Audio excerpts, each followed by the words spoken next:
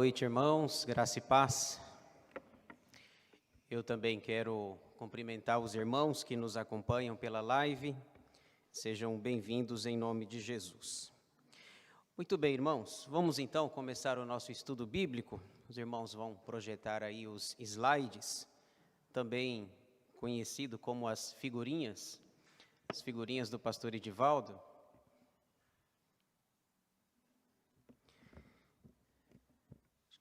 Vai aparecer aí.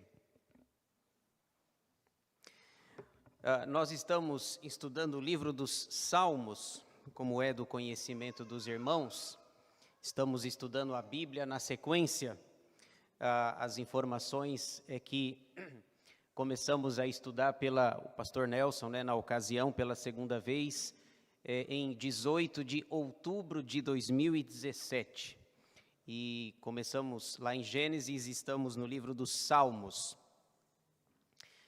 Hoje a minha ideia é estudar os Salmos 99 e 100, dois salmos. Então eu peço que os irmãos abram a sua Bíblia, esses dois salmos, e deixe-a aberta. Nós vamos analisar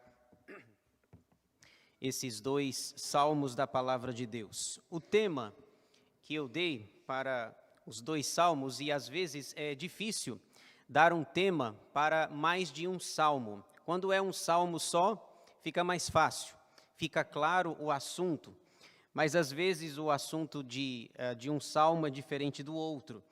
O tema que eu dei para os salmos 99 e 100 é esse que os irmãos estão vendo: a santidade do grande rei adorada. A santidade do grande rei adorada. É a junção do Salmo 99 e do Salmo 100.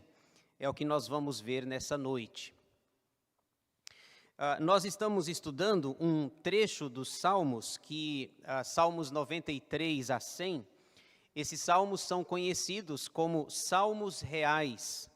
Salmos que falam da realeza, mostram Deus como rei, como tendo um reino, um governo poderoso, soberano. Então, hoje, na verdade, nós vamos finalizar essa parte aí do saltério, denominada de Salmos Reais. Esses versículos que aparecem aí, em todos eles aparece alguma coisa falando que Deus é rei ou que Deus reina.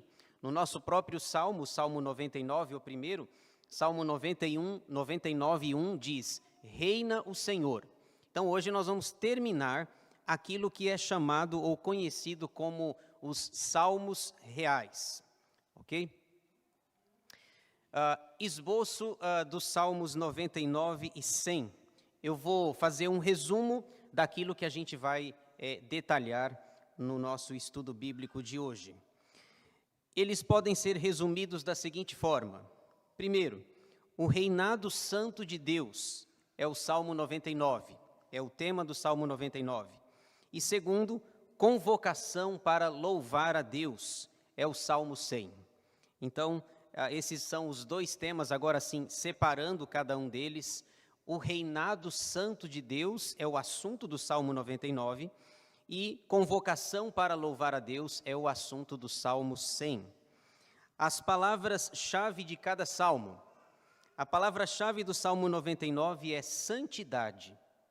Os irmãos estão acompanhando na abertura do estudo bíblico. O pastor Nelson já leu Isaías 6, que fala: santo, santo, santo é o Senhor. Já cantamos o hino de número 11, Trindade Santíssima, que também exalta Deus como sendo santo. Então, a palavra-chave do Salmo 99 é santidade.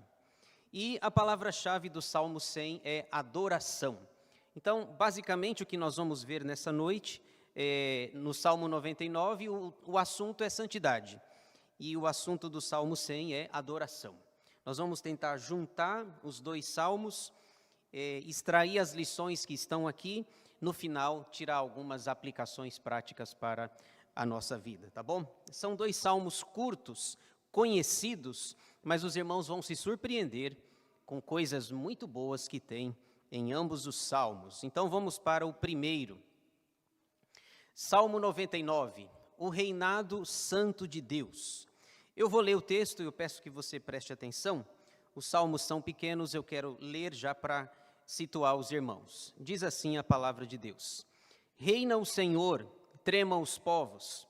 Ele está entronizado acima dos querubins, abale-se a terra. O Senhor é grande em Sião e sobremodo elevado acima de todos os povos. Celebrem eles o teu nome grande e tremendo, porque é santo. És rei poderoso que ama a justiça. Tu firmas a equidade, executas o juízo e a justiça em Jacó. Exaltai ao Senhor nosso Deus e prostrai-vos ante o escabelo de seus pés, porque ele é santo. Moisés e Arão, entre os seus sacerdotes, e Samuel, entre os que lhe invocam o nome, clamavam ao Senhor e ele os ouvia. Falava-lhes na coluna de nuvem, eles guardavam os seus mandamentos e a lei que lhes tinha dado. Tu lhes respondeste, ó Senhor, nosso Deus. Foste para eles Deus perdoador, ainda que tomando vingança dos seus feitos. Exaltai ao Senhor nosso Deus e prostrai-vos ante o seu santo monte, porque santo é o Senhor nosso Deus. Amém. Muito bem, irmãos, você percebe aí que a palavra-chave do Salmo 99 é santidade. Você pode ver aí no Salmo, em 3 vezes, em 3 versículos, aparece essa ideia da santidade. Veja só, no final do versículo 3, olha aí no seu texto, porque é santo. Final do versículo 5, porque ele é santo. Final do versículo 9, porque santo é o Senhor nosso Deus. Deixa eu te falar uma curiosidade. O Salmo 99 é um cântico, é uma música, é um hino, é um louvor ao Senhor. E o que nós temos aqui nesse louvor, neste cântico, é que o salmista vai cantando, e depois ele faz um refrão, ele tem um refrão. É mais ou menos o que a gente faz no nosso inário, novo cântico. A gente canta a estrofe, e vocês já repararam que depois tem hino que depois da estrofe tem o refrão, não é assim? Aí a gente canta estrofe, refrão, estrofe, refrão. Você vai cantando aquele sou feliz, por exemplo, sou feliz com Jesus. Você canta a estrofe e o refrão é sou feliz com Jesus. E o que acontece no Salmo 99 é exatamente isso. Os salmos são estrofes e o final do versículo 3, 5 e 9 são os refrões. É essa a ideia do Salmo. Ele vai cantando, e o refrão que nós cantaríamos, por exemplo, sou feliz com Jesus, ele canta no versículo 3, porque é santo. Ele terminou a segunda estrofe, e aí ele canta, porque ele é santo. E aí ele terminou a terceira estrofe, e aí ele canta no final do versículo 9, porque ele é santo. Então, é um cântico que exalta a santidade de Deus, ele vai cantando, e o refrão é para enfatizar a santidade de Deus. É por isso que a palavra-chave aí é santo. Em 3 vezes, em 3 ocasiões, nós temos essa descrição. Algumas informações importantes do Salmo 99, para nos situar ainda. A primeira é sobre o autor. Não aparece no texto. Não sabemos quem é o seu autor. Eu pesquisei aqui e não consegui identificar. O Salmo 99 é anônimo. Não sabemos quem é o seu autor. Mas sabemos o seu propósito. O seu propósito é de exaltação, de louvor, de adoração. É dizer que Deus é santo. E ele vai deixar isso bem claro em cada estrofe do Salmo 99. O segundo tipo, a segunda informação é o tipo. O que nós temos aqui é um salmo real, que exalta a realeza de Deus. Veja aí no versículo 1. Reina o Senhor, trema os povos. Ele está entronizado acima dos querubins, abale-se a terra. É um salmo real, que olha para Deus e o aponta como sendo rei, como tendo realeza, governo, domínio sobre todas as coisas. Agora, terceira informação sobre o contexto. Em que momento o Salmo 99 teria sido escrito? Também não sabemos. O que nós temos é uma pista, ainda que não totalmente segura. Temos uma pista do contexto. Alguns estudiosos acreditam que, possivelmente, este salmo tenha sido escrito depois do cativeiro babilônico. Quando os profetas anunciaram o cativeiro do povo, o cativeiro babilônico, eles ficaram 70 anos, e eles foram por causa da desobediência, por causa da idolatria. Depois dos 70 anos, eles voltam para a sua terra, é o Salmo 126, lembra? Grandes coisas o Senhor tem feito por nós, por isso estamos alegres. E aí eles voltam depois do cativeiro babilônico, e aí depois de tudo que lhes aconteceu, eles têm uma certeza: Deus é santo. E eles têm outra certeza: reina o Senhor. O Senhor reina. Foi o Senhor quem levantou um homem chamado Ciro, está lá em Isaías 45, para que Ciro fosse o libertador do povo de Israel. Então nós temos uma pista que talvez um salmista anônimo escreveu este salmo para reconhecer que Deus é santo e que ele, apesar do que aconteceu, ele diz categoricamente: reina o Senhor. Oi.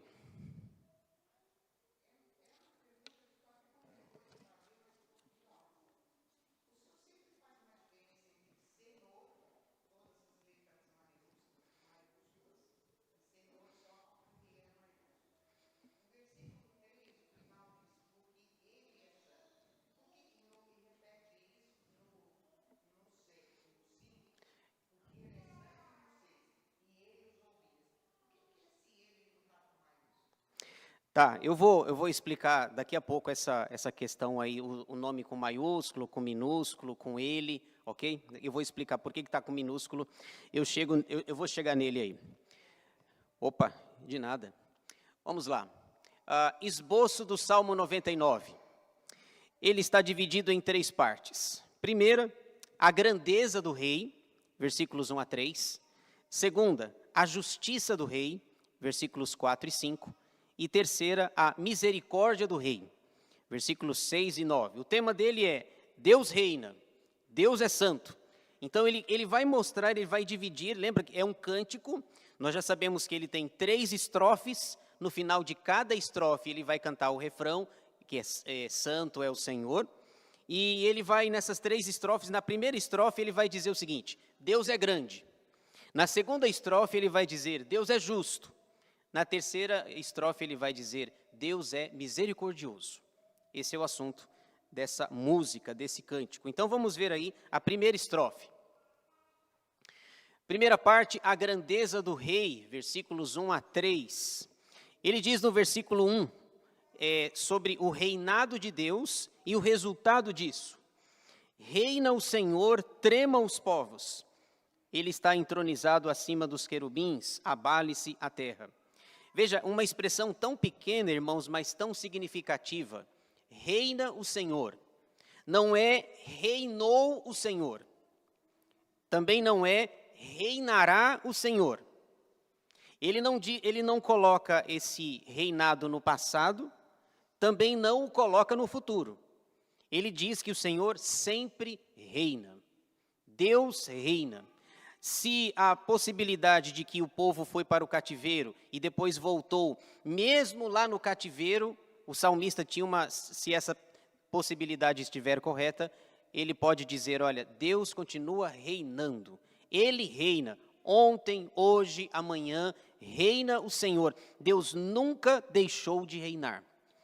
Nós estamos estudando o livro do Apocalipse e a gente pode ver claramente, lá no capítulo 4, Deus está no trono, governando. No Salmo 99 diz que ele reina, e em Apocalipse 4 diz que ele está no trono, ou, logo, ele reina. O resultado disso é que todos os povos devem tremer.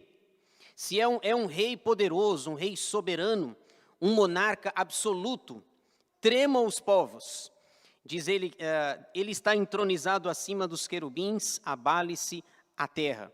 Essa ideia dos querubins é aquela imagem lá do Êxodo. Lembra da Arca da Aliança? Construída por Moisés lá no deserto, e a tampa da Arca da Aliança foi construída de uma peça só, uma peça de ouro, 2 querubins, uma peça que foi esculpida, 2 querubins com as suas asas, elas cobriam a tampa da Arca da Aliança.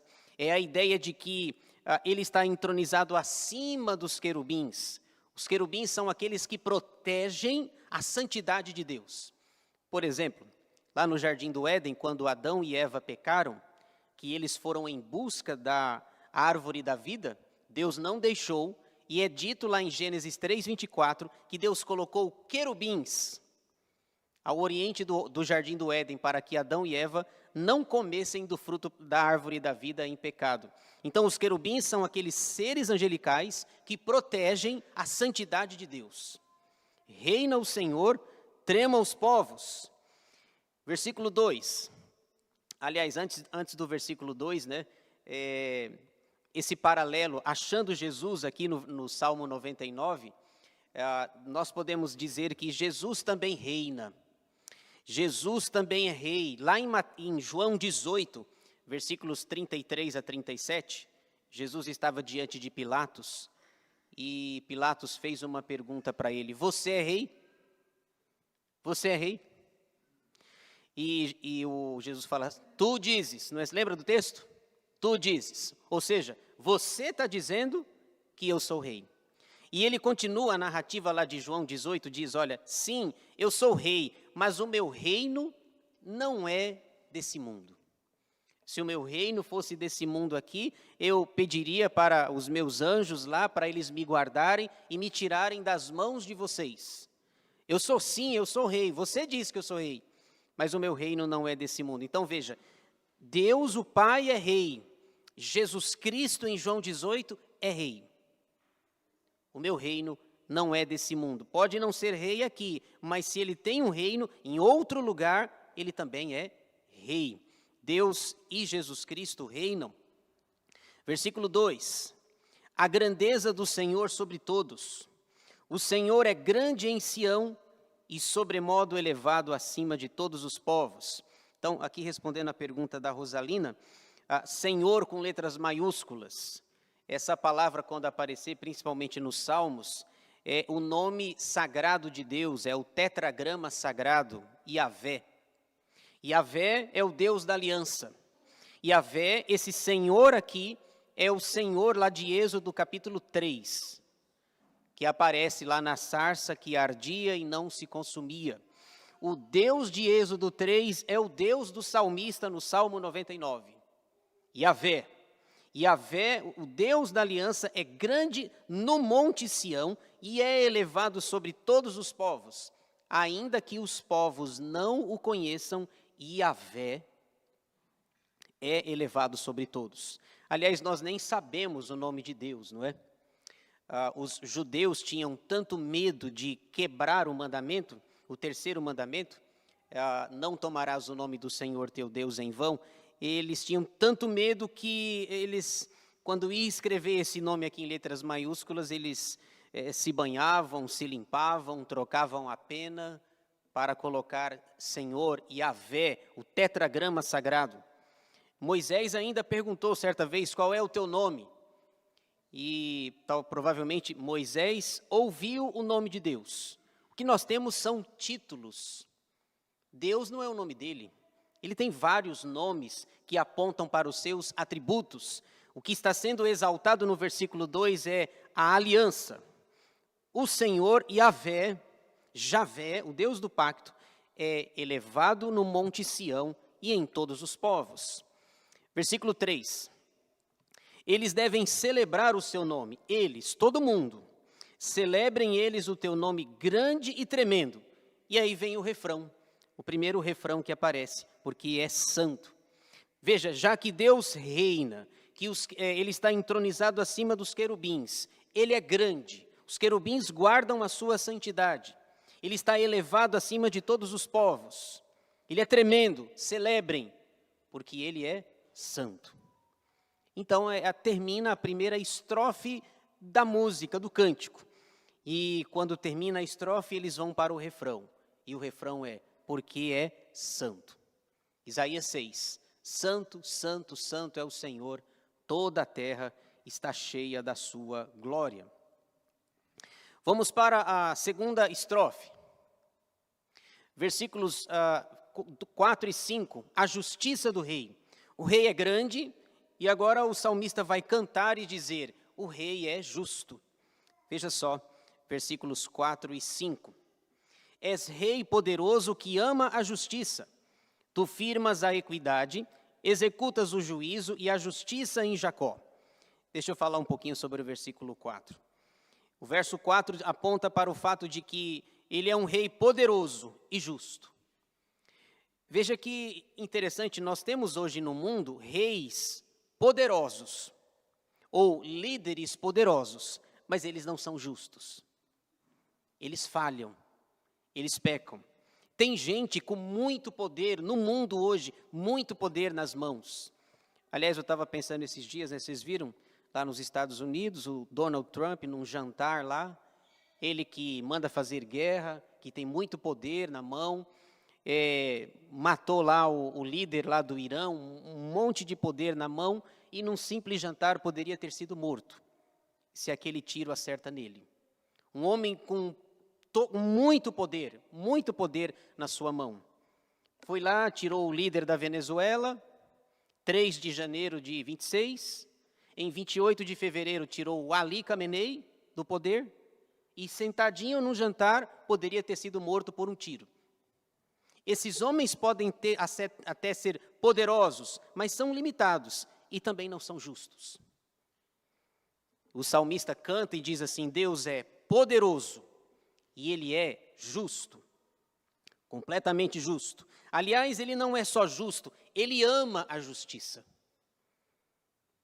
Lembra do texto de João, 1 de João, de se confessarmos os nossos pecados, Ele é fiel e justo. Ele é fiel e justo. Essa palavra aí, executas, é interessante. Executa duas coisas, juízo e justiça. Juízo aponta para castigo, e justiça aponta para a bênção. O que nós temos aqui é, de forma velada, é uma lembrança de Deuteronômio 28. Quando o salmista diz que ele executa juízo e justiça, é uma lembrança de Deuteronômio 28. Ainda que não apareça aqui. Deuteronômio 28 diz o seguinte, fala das bênçãos da obediência e das maldições da desobediência. Leia depois, se você puder, Deuteronômio 28, são 68 versículos, um capítulo enorme, até o versículo 14 ou 15 fala das bênçãos, e do 15 e 16 em diante fala das maldições. Lá, se nós tivermos 10 bênçãos lá em Deuteronômio 28, nós temos o triplo, tem 30 maldições. Eu me arrisco a dizer que Deuteronômio 28 é o capítulo mais importante do Antigo Testamento. Mais importante, porque o que vem depois é apenas o desenrolar do que foi dito em Deuteronômio 28. Se nós tivermos, é que eu não contei assim exatamente, mas se nós tivermos 10 bênçãos em Deuteronômio 28, nós temos 30 maldições. E o salmista nesse cântico diz assim, Deus executa juízo, o castigo lá de Deuteronômio 28, e executa justiça, as bênçãos também de Deuteronômio 28. Jacó é citado aqui, Jacó como um dos patriarcas, o pai da nação de Israel. Jacó é aquele que tem 12 filhos, os patriarcas. Deus precisa mudar o nome dele, porque com esse nome não ajuda, não é? Jacó, enganador, suplantador, ele que engana as pessoas. Então Deus executa, a ideia é direcionar, Deus manda o juízo e a justiça, a bênção e a maldição para Jacó, conforme prometeu lá em Deuteronômio, capítulo 28. Versículo 5, a ordem para se prostrar diante dele. Exaltai ao Senhor nosso Deus, e prostrai-vos ante o escabelo de seus pés, porque Ele é santo. Então aqui aparece Deus, Senhor, é Yahvé, Deus é o texto de Gênesis 1, é Elohim, o Deus Todo-Poderoso, aquele que pode, aquele que é Senhor sobre todas as coisas, e a ideia dele é, olha, já que Ele é poderoso, que é justo, que executa juízo e justiça, todo mundo prostrado, prostrem-se diante dele, todos prostrados aos seus pés, ante o escabelo de seus pés. Por que razão nos prostraríamos diante de Deus? E o salmista vem com o refrão: porque Ele é santo.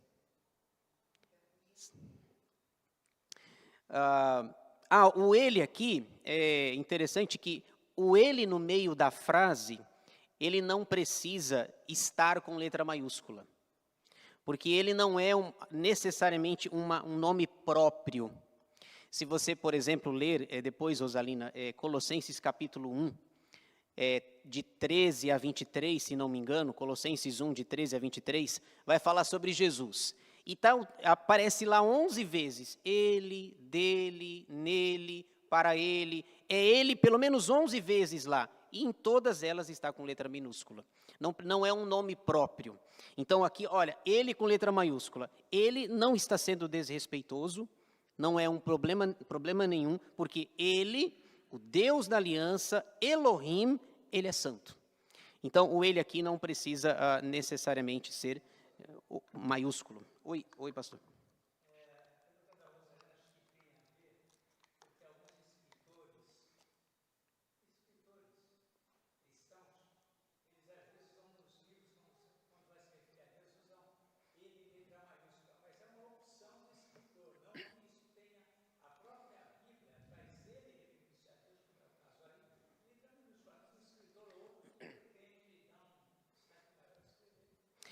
O pastor está lembrando que talvez, eu já vi isso mesmo, talvez em alguns livros alguém falando sobre Deus, talvez em respeito, coloca, porque dele são todas as coisas, um exemplo. Aí o dele tem o D minúsculo, o E maiúsculo. Então, já viram? Então, D minúsculo, o E maiúsculo, L, E minúsculo. Então, é uma opção de quem escreveu o livro, talvez por não entender corretamente, uma forma de respeito.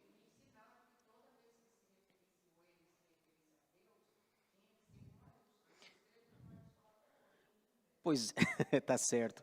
E vê que dele, nele, para ele, e você, na Bíblia inteira, tanto no Antigo como no Novo Testamento, você não vai encontrar a letra maiúscula, ok? Opa, vamos lá, vamos para a terceira estrofe da música. Agora o salmista vai dizer que Deus é misericordioso, versículos 6 a 9. E para falar de misericórdia, ele introduz aqui no texto, no cântico, ele fala de 3 intercessores, talvez os 3 intercessores mais importantes do Antigo Testamento. 3 intercessores diante de Deus. Moisés e Arão entre os seus sacerdotes e Samuel, entre os que lhe invocavam o nome, clamavam ao Senhor e ele os ouvia. Apareceu ele aí novamente. Então, a ideia é esse clamor, o clamor que é levantado por esses 3 homens é para buscar a misericórdia de Deus. Ele já havia dito, olha, no cântico, o meu Deus é grande, o meu Deus é justo, o meu Deus é misericordioso. Simbolizado nessas 3 figuras muito importantes. Quando o assunto é intercessão, oração, esses 3 aqui são os principais: Moisés, Arão e Samuel. Arão é simplesmente o primeiro sumo sacerdote da história, irmão de Moisés. Arão era 3 anos mais velho que Moisés. Quando Deus o chamou, Moisés tinha 80 anos para o trabalho. Arão tinha 83. Moisés 80, Arão 83. Moisés é o líder, o legislador, o libertador do povo. Mas quando o povo estava aprontando, quem é que subia no monte para interceder, colocar a cara no chão, ficar 40 dias, 40 noites? Moisés. Teve uma vez lá que Deus falou assim: Moisés, eu vou destruir tudo e vou começar com você. Já pensou? E Moisés vai lá e intercede: não, Senhor, não faz isso, sabe por quê? O Senhor tirou o povo, abriu o mar vermelho, fez todos esses milagres, e aí, na verdade, assim, eu sempre falo, né, cada um vê de um jeito e cada um faz uma leitura, às vezes completamente errada da realidade. Moisés diz assim, olha, se o Senhor matar todo mundo aqui e começar comigo, sabe qual vai ser a leitura dos egípcios? A leitura é, abriu o mar vermelho, tirou o povo do Egito, mas não teve poder e agora tem que sepultar todo esse povo no Egito. É a leitura que os egípcios vão fazer. Senhor, o que vai ser do seu grande nome? Nós já vimos, Deus é grande, Deus é justo. Eu vou destruir tudo, vai ficar só você, a esposa, os filhos, e vou começar tudo novamente. E já tinha 603.730 pessoas. Deus diz, vou começar tudo do zero, só você. Vai demorar mais um pouco, né? Vai demorar mais um pouco para começar tudo de novo. E aí Moisés fala assim, não, Senhor, não, os egípcios não vão ler assim. Os egípcios não vão entender que Deus está irado, que Deus não tolera o pecado, a murmuração. Eles vão entender que Deus não tem poder.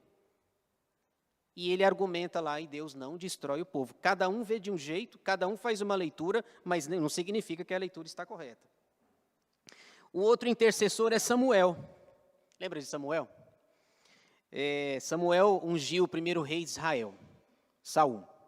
Aí Saul fazia as besteiras dele lá, o povo também aprontava. O que Samuel fazia? Corria, se isolava num lugar, orar, clamar. Teve uma hora que Deus falou assim, ô Samuel, até quando você vai ter pena de Saul? Eu o rejeitei. Então, Deus está mostrando aqui, através desse salmista anônimo, ele diz assim, olha, Deus é misericordioso, personificado nos 3 maiores intercessores, provavelmente, do Antigo Testamento, Moisés, Arão e o Samuel. Eles clamavam para quem? Ao Senhor, ao Deus do pacto.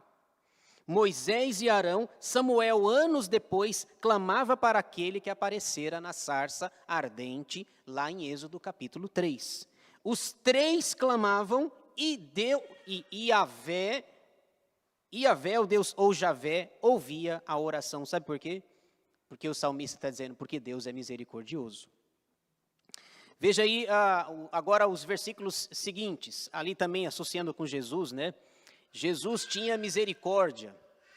A misericórdia de Jesus é revelada lá em Marcos 1, 40 a 42, quando um leproso vem gritando, clamando para Deus ter misericórdia dele.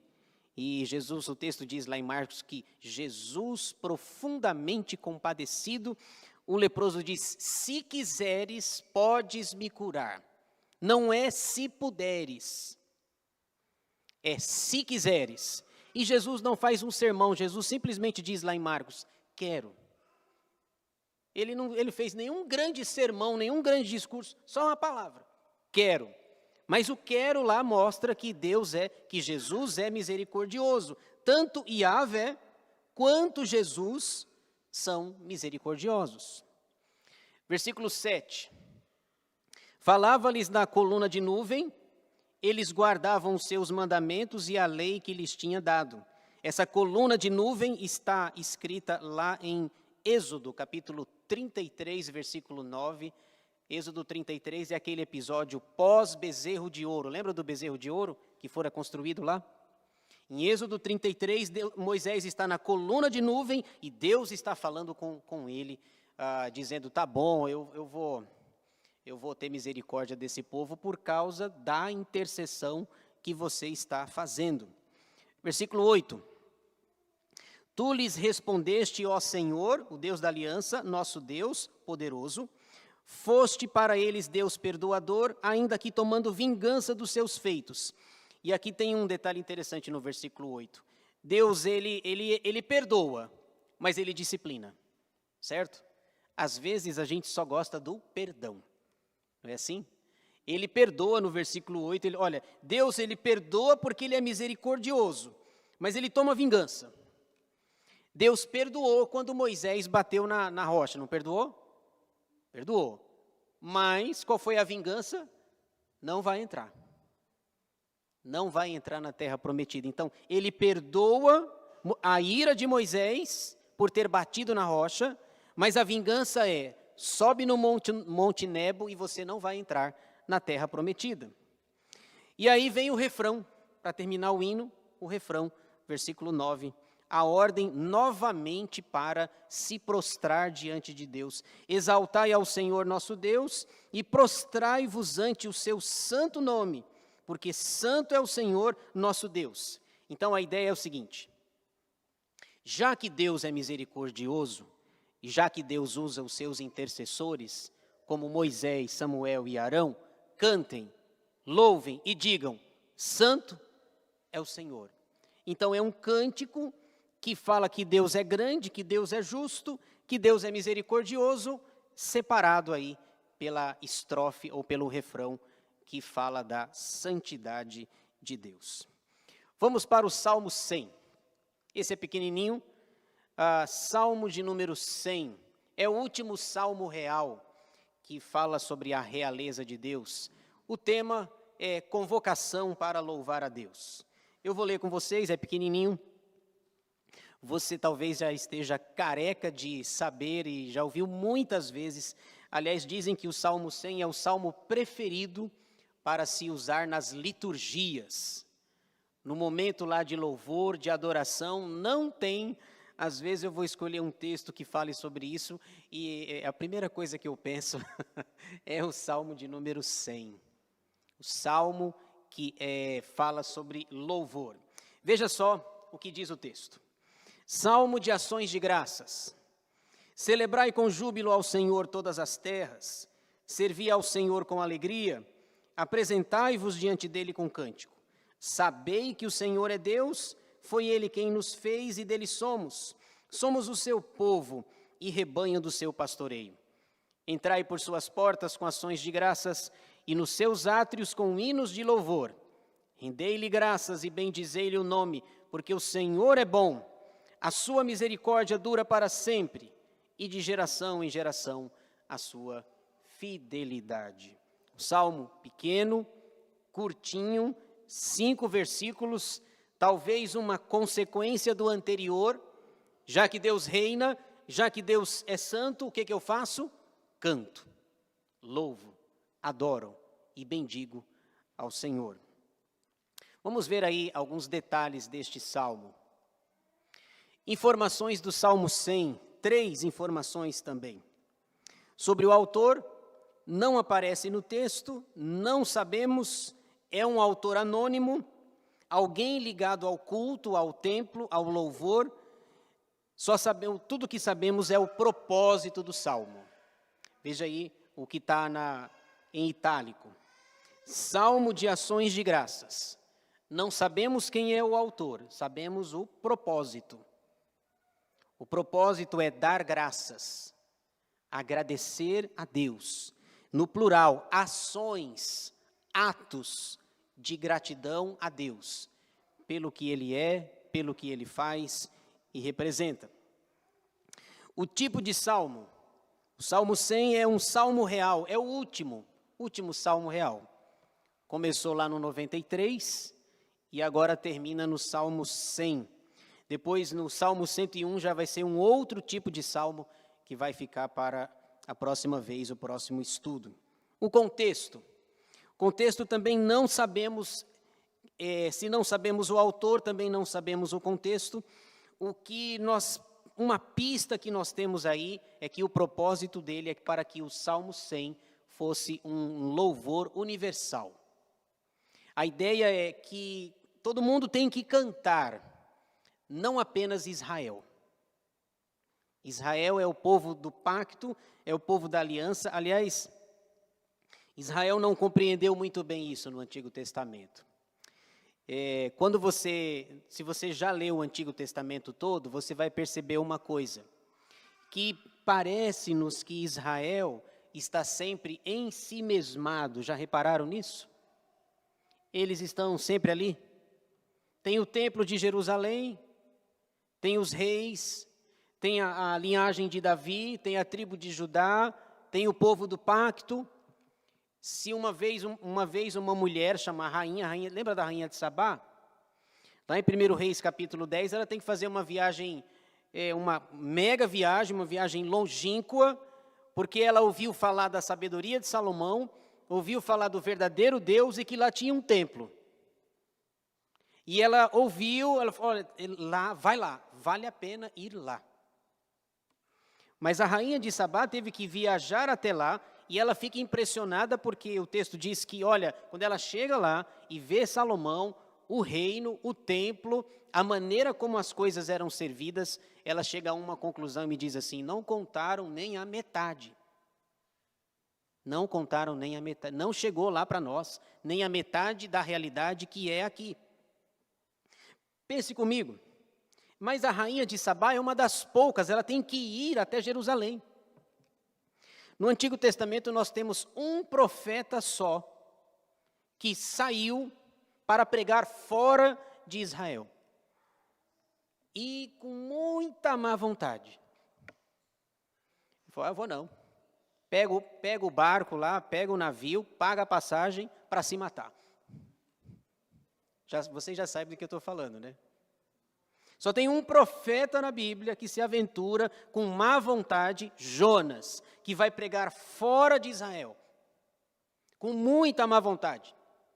E aí ele prega uma mensagem e 120 mil pessoas se convertem. Não há em nenhum momento da história da humanidade alguém que tenha pregado um sermão com um resultado tão positivo. Lá o apóstolo Pedro pregou um sermão e quase 3 mil pessoas foram convertidas lá em Atos 2. Mas isso não chega nem perto de Jonas. Alguém já disse que Pedro pregou um sermão e quase 3 mil se converteram. Hoje você precisa pregar 3 mil sermões para um se converter.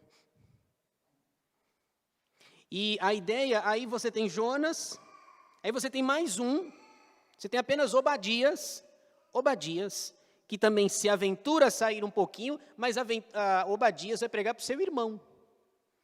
Obadias prega para o seu irmão. Obadias prega para Edom. Os edomitas são os descendentes lá de Esaú, que é irmão de Jacó. Então você tem Jonas, que vai para Nínive com má vontade, e você tem Obadias, 21 versículos, apenas um capítulo, que se aventura a sair, mas para pregar para o irmão. Aí veja o que o texto está dizendo no versículo 1. Não combina. Celebrai com júbilo ao Senhor todas as terras, não só Israel. Mas todas as terras está muito distante, porque até agora só quem vai ouvir é Nínive. Só teve um que foi, só Nínive que sabe, e agora os edomitas sabem. Mas todas as terras não é Nínive e Edom. Celebrem a Deus, louvem a Deus, todas as terras. É o que ele vai dizer aí no versículo 1. Então a ideia é um louvor universal. Quer ver? Dá uma olhada, acho que é o Salmo 117. Você vai ver algo interessante. Cuidado que o Salmo é muito grande, você vai se espantar com ele aí. Salmo 117, você vai se assustar com o tamanho dele, viu? Aliás, quando chegar nesse salmo, se for o salmo do pastor Nelson, ele vai terminar rapidinho aqui, viu? Veja só, olha só. Olha isso aqui é incabível na mente do judeu. Ele não dava conta disso aqui, não. É que o autor está inspirado, mas olha só. Isso combina com o Salmo 100. Louvai ao Senhor, vós todos os gentios. Louvai-o todos os povos. Porque muito grande é a sua misericórdia para conosco, e a fidelidade do Senhor subsiste para sempre, para sempre, aleluia. Louvai ao Senhor todos os gentios, gentio nem pensar.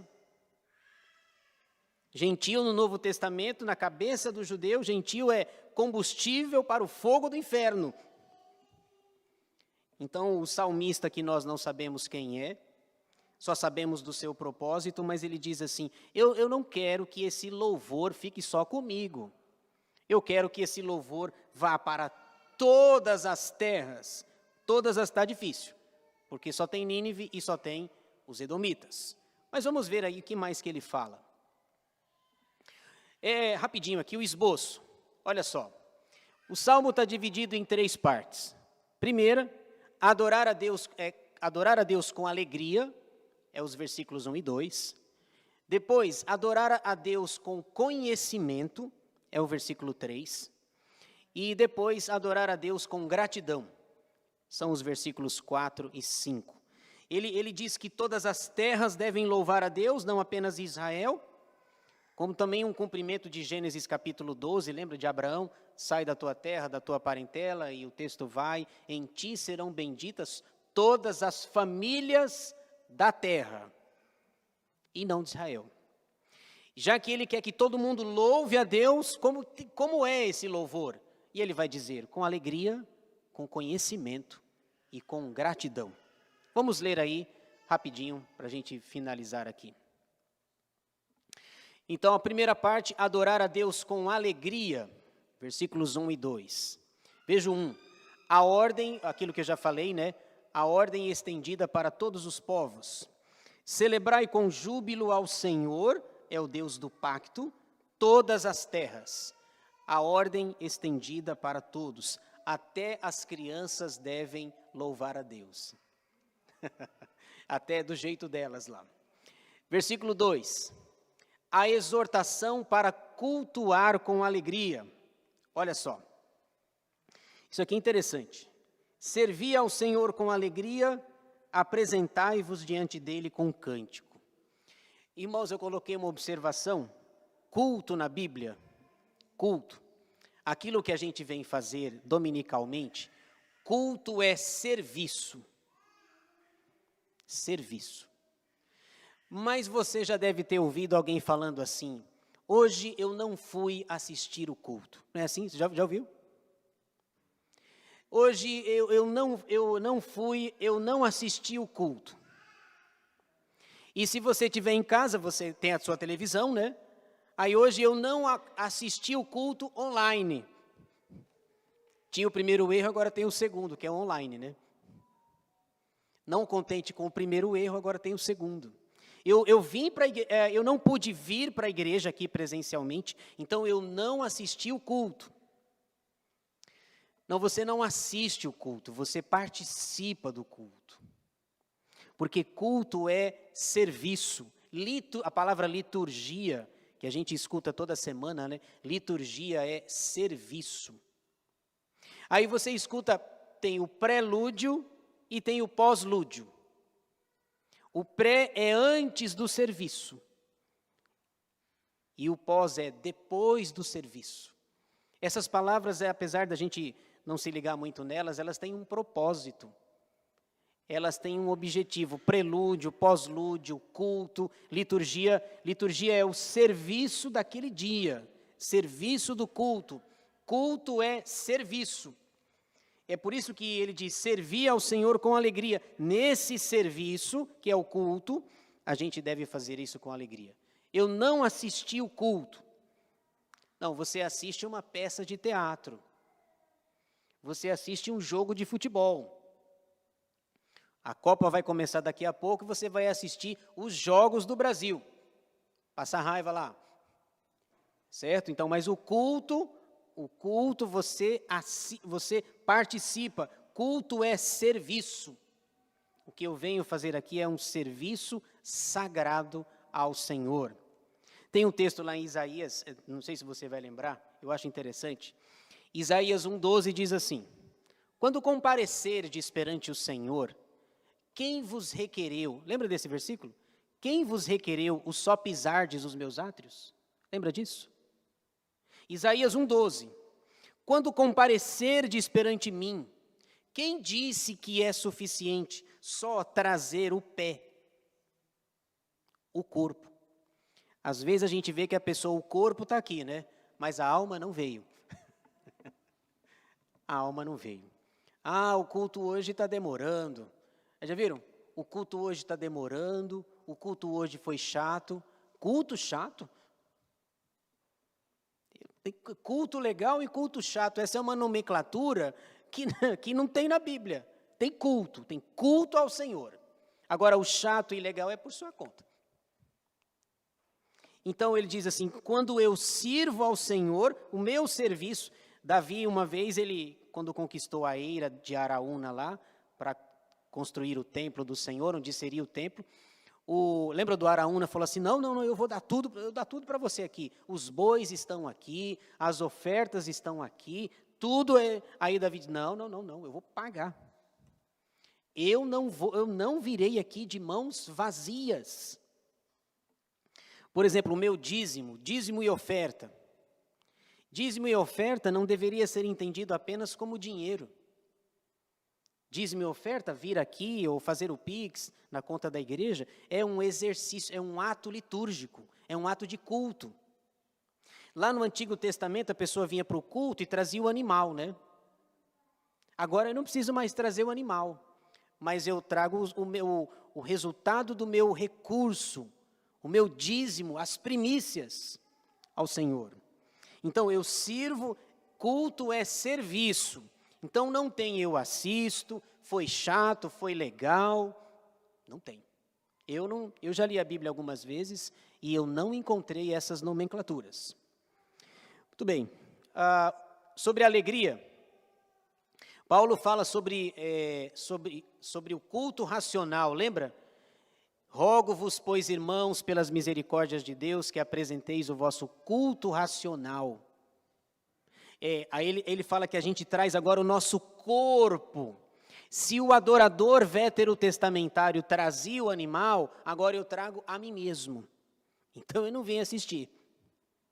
Se o adorador do Antigo Testamento trazia o animal, eu trago a mim mesmo. Culto é serviço. Se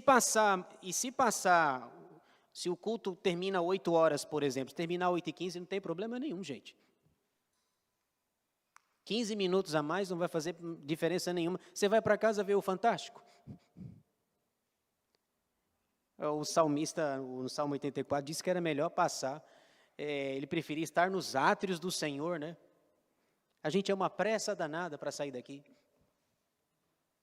Servir ao Senhor com alegria. O cristão deve ser alegre.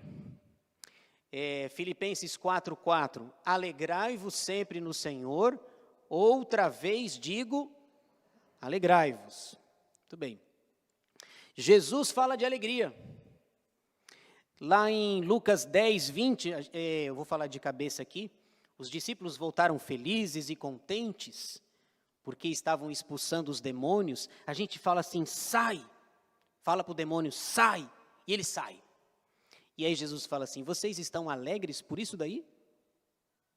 Lá em Lucas 10:20 ele diz, vocês deveriam ficar alegres por outro motivo, porque o nome de vocês está no livro da vida.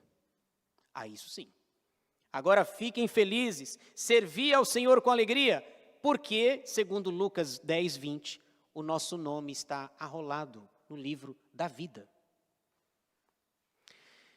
Segundo, adorar a Deus com conhecimento. Versículo 3.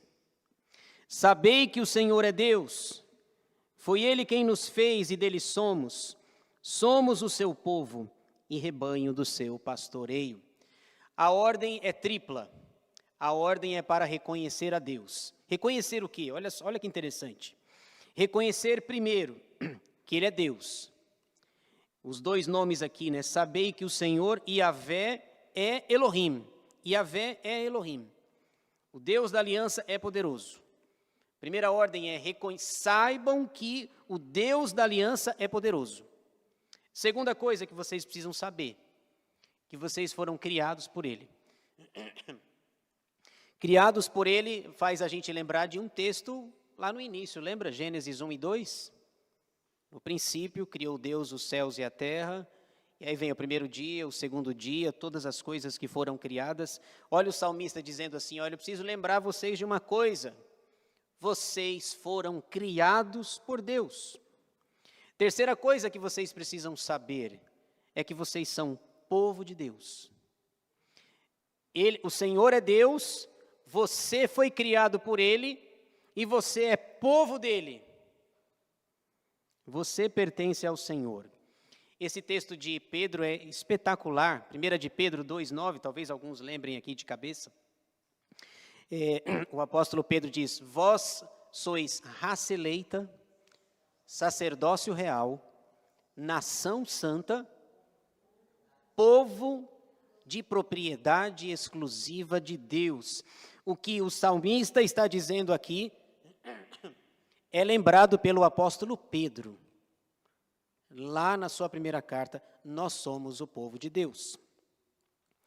E a última coisa, adorar a Deus com gratidão, versículos 4 e 5. Como é que a gente entra na igreja? Entrai por suas portas com ações de graças e nos seus átrios com hinos de louvor. Rendei-lhe graças e bendizei-lhe o nome, porque o Senhor é bom, a sua misericórdia dura para sempre, e de geração em geração a sua fidelidade. Como é que a gente entra na igreja? Entra nas portas, com ações de graças, com hinos de louvor ou com gratidão. Eu entro aqui com gratidão, pelo que Deus é, pelo que Deus fez e pelo que Ele representa na nossa vida. Quando eu entro ali, é com ação de graças e com hinos, bendizendo o nome do Senhor. Então o versículo 4 são ordens para agradecer a Deus. E o versículo 5 são os motivos para ser grato a Deus. Por que que você e eu devemos ser gratos a Deus? E aí ele coloca lá os motivos, olha só. Primeiro, eu devo ser grato a Deus porque Deus é bom. Lembra da frase que a gente fala sempre, né? Deus é bom o tempo todo, Deus é bom. Está aqui. Porque Yahvé é bom. Então eu entro pelas portas com ações de graças, porque Yahvé é bom. Segundo, eu entro com ações de graças porque Deus é misericordioso. E na linguagem do salmista anônimo, a misericórdia do Senhor dura para sempre. Dura para sempre. Terceiro, Deus é fiel. Deus é fiel.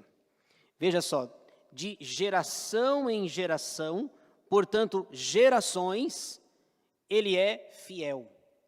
Deus é bom, Deus é misericordioso e Deus é fiel. Sempre lembrando que Deus é fiel a Ele mesmo. Deus é fiel ao pacto. Ele não é fiel a mim. Lembra do hino 32 que a gente canta? Antigamente estava, tu és fiel, Senhor, fiel a mim. Agora está, tu és fiel, Senhor, fiel assim. E já querem mudar para tu és fiel, Senhor, fiel a si. A, espaço, S-I. Ele é fiel a Ele mesmo, ao pacto. O que Ele falou, Ele vai cumprir. Jesus diz no Sermão do Monte que passarão os céus e a terra, mas as minhas palavras não passarão. É isso. Esse é o resumo dos salmos, desses belos salmos aqui, 99 e 100. O 99, o reinado santo de Deus, e o 100, uma convocação para louvar a Deus. Então, a palavra-chave do 99 é santidade, os três refrões, e o Salmo 100 é adoração. Em suma, Deus é santo, cabe a nós adorá-lo. Alguma pergunta? Eu vou pular aqui a aplicação. Essas são as aplicações. Esses são os Salmos 99 e 100. Então, a santidade do grande rei adorada. Alguma pergunta, algum comentário? José Arthur, não faz pergunta difícil, hein, Arthur?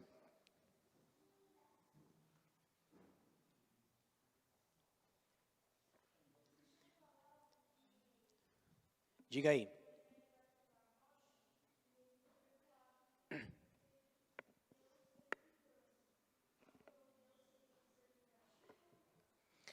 Se Deus é vingativo, o episódio de Moisés é quando Deus falou assim para ele, olha, fale com a rocha que ela vai dar água. E ele já estava nervoso com as circunstâncias, com o povo, e ele não falou, ele bateu 2 vezes na rocha, certo? E se ele simplesmente tivesse falado, teria saído a água da rocha, o povo teria bebido a água e o nome de Deus teria sido santificado. Mas, pelo que ele fez, ele reage de forma equivocada, ele bate 2 vezes na rocha, sai água, e Deus fala assim, olha Moisés, você não santificou o meu nome. Você deveria ter santificado o meu nome. Por isso ele não vai entrar na terra prometida. O que aos nossos olhos é uma pena, né? Eu não sei você, mas às vezes eu morro de dó. Eu morro de dó que ele não entrou. Deus fala, sobe lá no monte, pega um binóculo e vê toda a terra. Mas você não vai entrar. Quando o texto fala da vingança, Arthur, é que de fato a Bíblia fala, tanto no Antigo quanto no Novo Testamentos, que Deus, a vingança pertence ao Senhor. Eu não posso fazer vingança, não posso fazer justiça com as próprias mãos, mas Deus, Ele é o vingador. Ao Senhor pertence a vingança, é o que vai dizer Deuteronômio, Paulo vai dizer lá em Romanos capítulo 12. Então, quando fala, não é que Deus se vinga dele, a ideia é, ele erra, Deus perdoa, mas uma espécie de vingança, e você também não vai, por isso, você não vai entrar na terra prometida, ok? E se ele se vingar, não tem problema nenhum, porque ele pode, certo?